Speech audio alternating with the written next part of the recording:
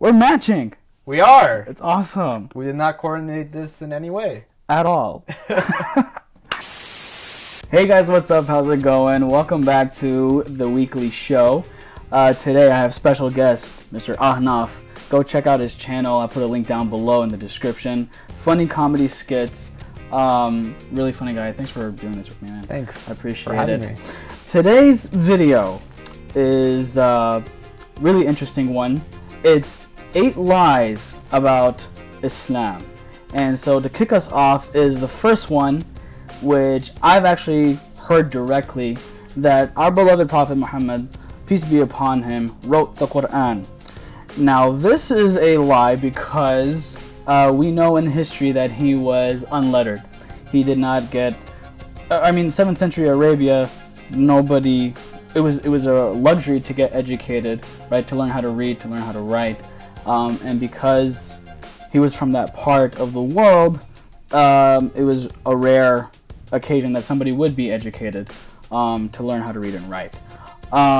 Anything you want to add on that? Well, I was just going to say that, you know, the actual Quran itself was given to our Prophet Muhammad Sallallahu Alaihi Wasallam, peace be upon him. The message was delivered to, revealed to Muhammad by God, Allah, and through Jibreel.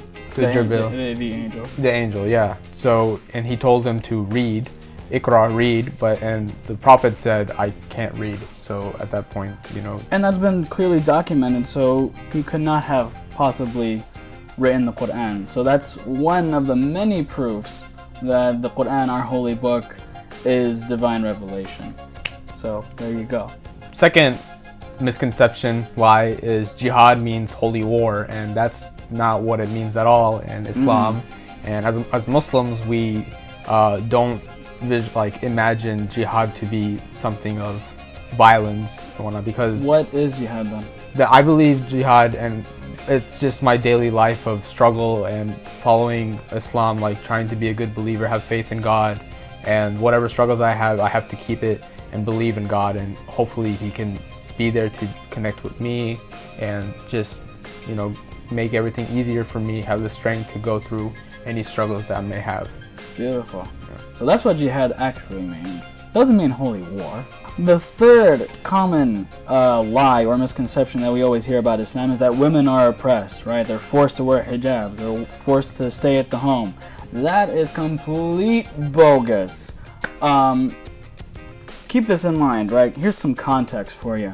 When Islam came to Arabia, right? The Quran and Islam actually gave women rights that, you know, were, they made it easier for the Muslim woman to be uplifted into society, right? To have status, right? Because women at that time, and it's kind of funny how women are viewed today, that they don't have the same equal rights. They had to earn their rights in the United States, right, in the 1920s to vote.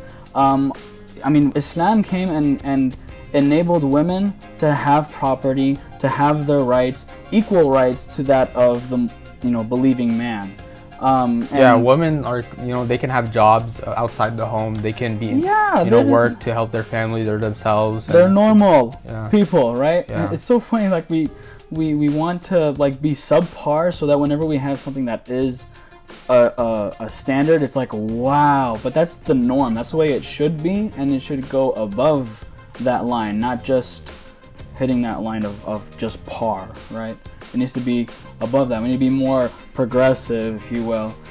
Yeah, we should be supporting women for whatever future dreams that they have to, you know, chase and pursue. So that's what, you know, it's all about. There you go. So this is a misconception, apparently, that Muslims hate Jews and Christians, which is not true. It's quite the opposite, in fact, that, you know, God told us to love our fellow neighbors, and, you know, they're referred to as people of the book. Yeah, we believe in the same things that they do, the same ideas, and the books progress to, you know, reach Islam, the, you know, Torah, the Bible, and then, you know, Quran.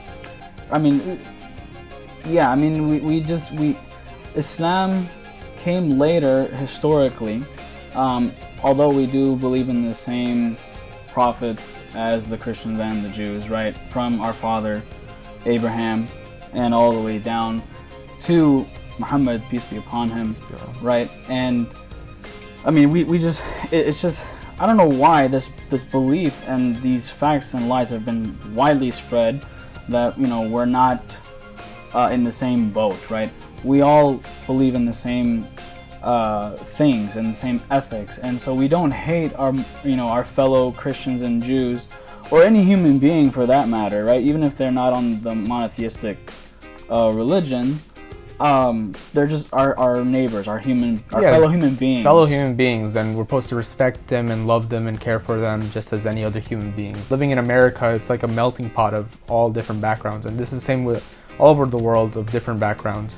And there's Christians that are our neighbors, there's Jewish people that are neighbors, our friends and family. So it's all mixed together, and it's like, you know, we all coexist at that point. Exactly. So that leads me to number 6, right? Misconception, in that we deny Jesus, peace be upon him, right? Muslims deny Jesus, which is not true, right? We believe he was a prophet. We have a chapter in the Quran about his birth, right? In the chapter called Mary, right? It's about Maryam, right? His mother, alayhi salam, may peace and blessings be upon her, and his family. And so we do not reject him at all by any means. Yes, we don't believe he is the Son of God, but he was a prophet. He had the same message that all the previous prophets had, and definitely he had the same message that our beloved prophet Muhammad, peace be upon him, had. Every prophet was sent to a nation, and so Jesus, in Arabic his name is Isa alayhi salam, he was sent to, he was one of many of the prophets that went to Bani Israel, right, the children of Israel.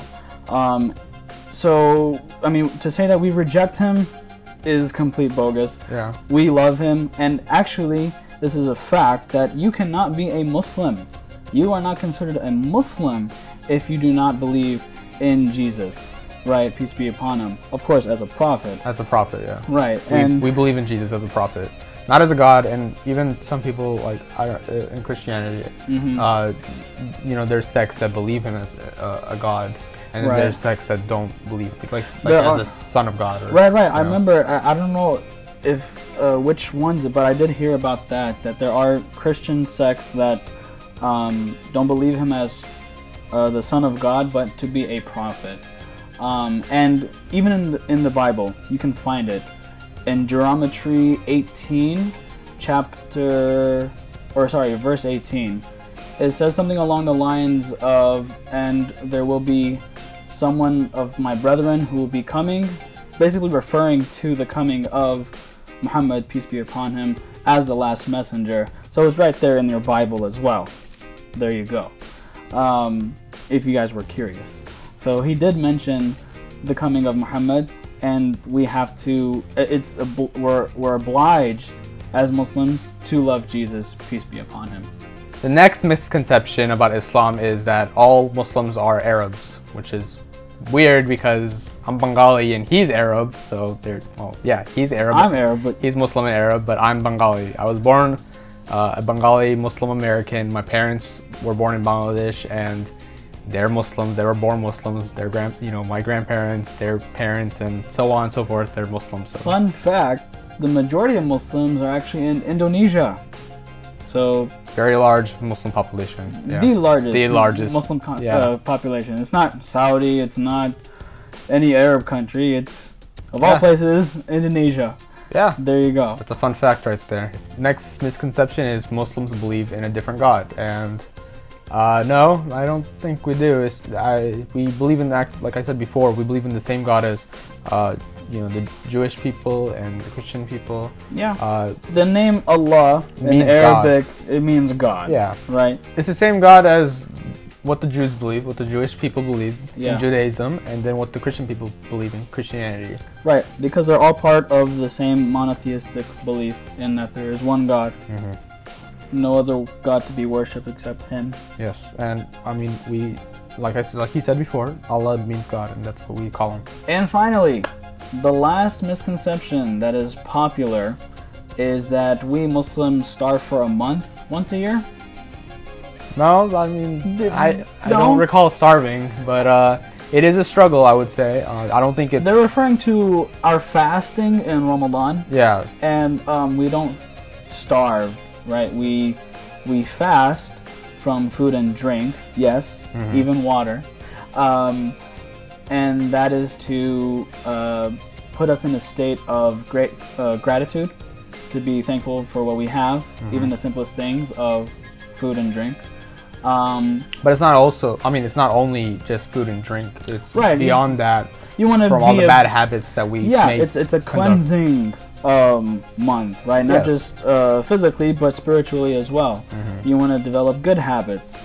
You want to do more good in this world. Yeah. So Ramadan could be another video, but maybe later talk about that. But basically, I mean, we don't starve, right? It's not like the whole day 24/7 for 1 month. It's like there is a time that we can break our fast during the day. Right. And then like you have this time period that you can eat, and then you have to like go back to the fasting period. Right, when the day starts again, right? Yeah. So just from sunrise to sunset, we don't eat or drink. Yeah. That's it.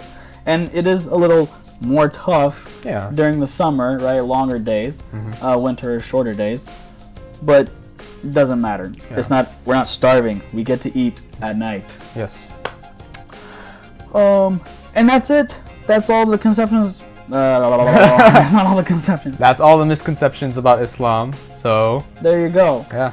I hope you guys enjoyed this video. If you did, be sure to give it a thumbs up. If you learned something, don't forget to subscribe.